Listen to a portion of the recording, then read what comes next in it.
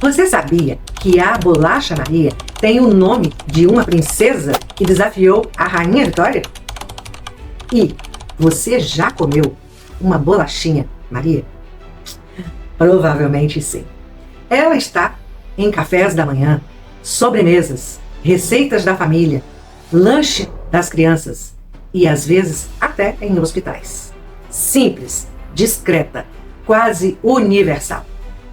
Agora, aqui está a parte curiosa. A mulher que deu nome a essa bolacha não era nada simples. Eu sou Maria Bissaro e vou te contar esta curiosa história. Ela nasceu filha de um czar.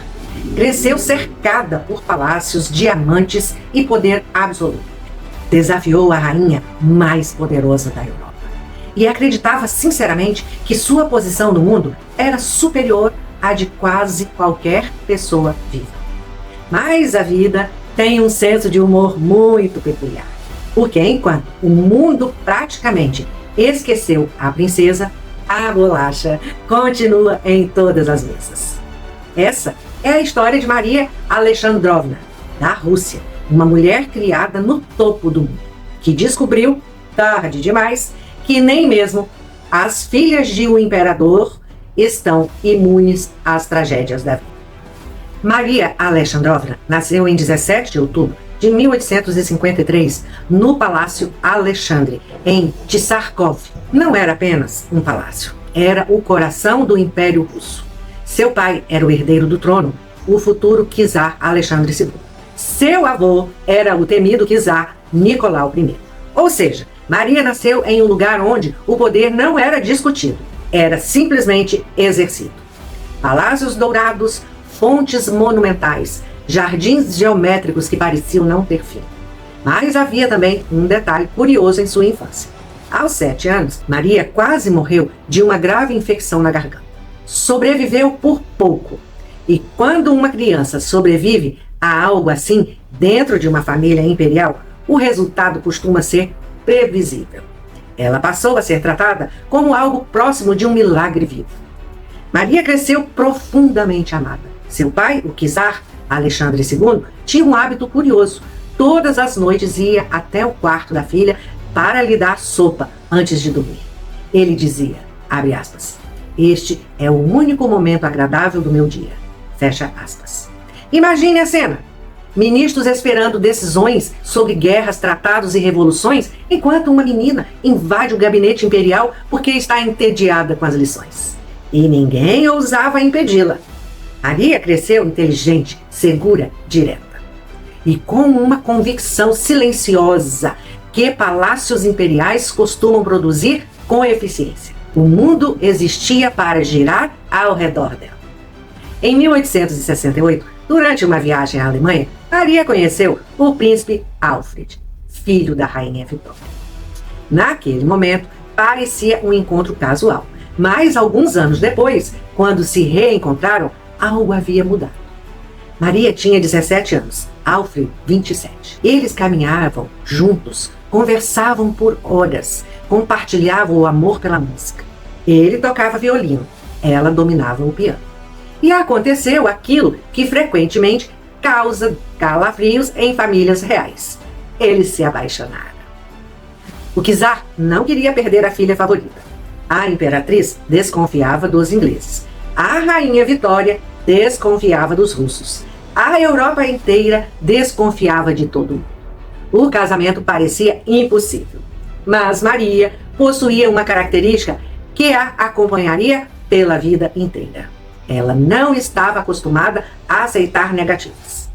Depois de meses de negociações diplomáticas, o noivado foi finalmente anunciado. Se a filha do czar iria se casar com um príncipe estrangeiro, ela partiria como uma verdadeira Romanov. O dote foi colossal. Fortunas em rublos, joias imperiais históricas, diamantes lendários. Uma aristocrata comentou depois, abre aspas, parecia que o mundo inteiro tinha sido saqueado para adornar aquela mulher. Fecha aspas. Era a forma imperial de dizer, se vão levá-la, saibam exatamente quem estão levando.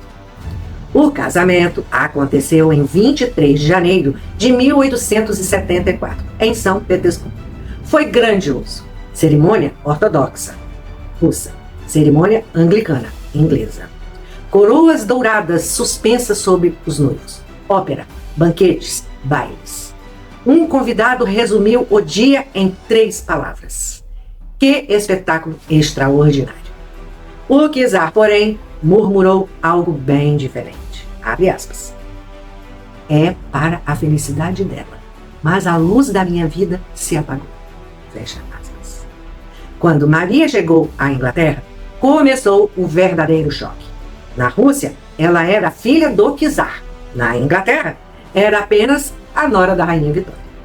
E isso, para Maria, era profundamente ofensivo. O problema começou com algo aparentemente pequeno: a ordem de precedência da corte.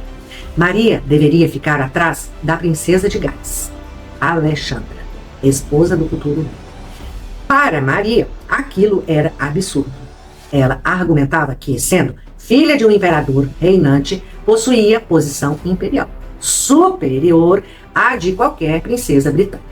Em outras palavras, Maria acreditava que deveria ter precedência até sobre a princesa de Gales. O assunto chegou à rainha Vitória. Imagine. A resposta foi curta e definitiva. Abre aspas. Na Rússia, você pode ser o que quiser. Aqui é a Inglaterra. E aqui, quem reina sou eu. Fecha aspas. Fim da discussão. Mas Maria encontrou outra forma de competir. Se não podia dominar pelo protocolo, dominaria pelo espetáculo. Maria passou a aparecer em eventos da corte usando suas joias imperiais mais impressionantes. Tiaras gigantescas, safiras lendárias, colares históricos. As princesas britânicas ficaram visivelmente incomodadas. Até a própria rainha Vitória, segundo testemunhas, observava as joias da nora com certa atenção. E Maria percebia isso e, aparentemente, apreciava bastante. Foi exatamente nesse contexto que surgiu uma curiosidade histórica.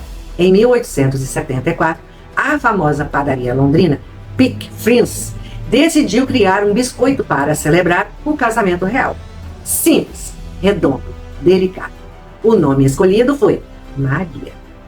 A bolacha se espalhou rapidamente pela Europa e pelo mundo. E aqui nasce uma ironia quase perfeita da história. Enquanto a princesa era considerada altiva e intimidadora, o biscoito com seu nome se tornava símbolo de simplicidade, conforto e infância. Muito curioso, não é verdade? Maria teve 5 filhos vivos e foi uma mãe surpreendentemente dedicada. Amamentava os próprios filhos, algo que chocou profundamente a aristocracia britânica. Viajava constantemente, recebia diplomatas e oficiais com charme e inteligência. Mas o casamento lentamente se desgastava. Alfred era reservado, Maria intensa. Ele gostava de caça, ela preferia arte e música. E havia ainda um problema que se tornaria cada vez mais evidente. Alfred bebia demais. Em 1899, o destino atingiu Maria de forma devastadora. Seu único filho homem, seu primogênito, o príncipe Alfred, vivia cercado de escândalos e problemas. Durante uma celebração no palácio, ele disparou contra si mesmo em seu quarto, enquanto a festa acontecia no andar de baixo. Morreu dias depois, após intensa agonia. Tinha apenas 24 anos. Maria manteve postura rígida no início, mas no funeral caiu de joelhos diante do caixão e chorou desesperadamente. Pouco depois, o marido também estava morrendo de câncer na garganta. Em 1900, ele morreu. Maria tinha 46 anos. Viúva, sem o filho, sem o marido, sem o futuro que imaginara. Mas então veio o golpe final. Em 1917, o império no qual Maria Alexandrovna havia nascido começou a ruir de forma violenta. A Revolução Russa não foi apenas uma mudança de governo. Foi uma ruptura brutal com séculos de história. O mundo dos czares, que parecia eterno, desmoronava diante dos olhos da Europa. Palácios foram saqueados, títulos desapareceram, e a dinastia que durante 300 anos governara a Rússia passou, de repente, a ser vista como inimiga do próprio povo. Para Maria, aquilo não era apenas política. Era família, era sangue. Seu sobrinho, o czar Nicolau II da Rússia, havia sido obrigado a abdicar do trono em 1917. Durante meses, ele e sua família viveram em prisão. Mas o pior ainda estava por vir. Na madrugada de 17 de julho de 1918, em uma casa na cidade de Ekaterisburgo, aconteceu um dos episódios mais sombrios da história europeia. O ex-czar, sua esposa, a imperatriz Alexandra Feodorovna, e seus 5 filhos foram levados para um porão sob o pretexto de serem transferidos para um lugar mais seguro. Entre eles estava o jovem herdeiro do trono, Alexei Nikolaevich, ainda um adolescente. Também estavam presentes as 4 filhas do casal. Ninguém imaginava que aquele seria o último momento de suas vidas. Ali, naquele porão mal iluminado, guardas revolucionários abriram fogo. Em poucos minutos, toda a família imperial foi executada. O último czar da Rússia, a imperatriz, 5 crianças. Uma dinastia inteira reduzida a ecos de tiros e silêncio. Para Maria Alexandrovna, aquilo foi mais do que uma tragédia histórica. Foi a destruição definitiva do mundo que a havia formado. Parentes próximos foram assassinados. Fortunas desapareceram da noite para o dia, inclusive a dela. Propriedades imperiais foram confiscadas. A filha do czar, que um dia havia atravessado a Europa coberta de joias e honrarias, agora via sua família desaparecer sob o peso da revolução. O império que parecia eterno havia acabado. E com ele desaparecia também o universo que Maria acreditara durante toda a vida ser indestrutível. Maria foi obrigada a vender muitas das suas joias imperiais, aquelas mesmas que um dia haviam humilhado silenciosamente as princesas britânicas. Durante a Primeira Guerra Mundial, chegou a ser hostilizada na Alemanha por ser russa, a filha do czar, insultada na rua. Em 1920, já idosa, Maria escreveu, abre aspas, tenho paciência para suportar o triste fim que me espera. Não me desespero por mim, mas pelo mundo. Fecha aspas. 5 dias após completar 67 anos, Maria morreu do mundo. Sem império, sem corte, sem o poder que um dia acreditara eterno. Hoje quase ninguém lembra da grã-duquesa Maria Alexandrovna. Mas a bolacha, a bolacha continua. Em cafés da manhã, em sobremesas, em receitas de família. Às vezes mergulhada no café, às vezes esquecida no fundo da lata. Talvez seja a forma silenciosa que a história encontrou de preservar seu nome.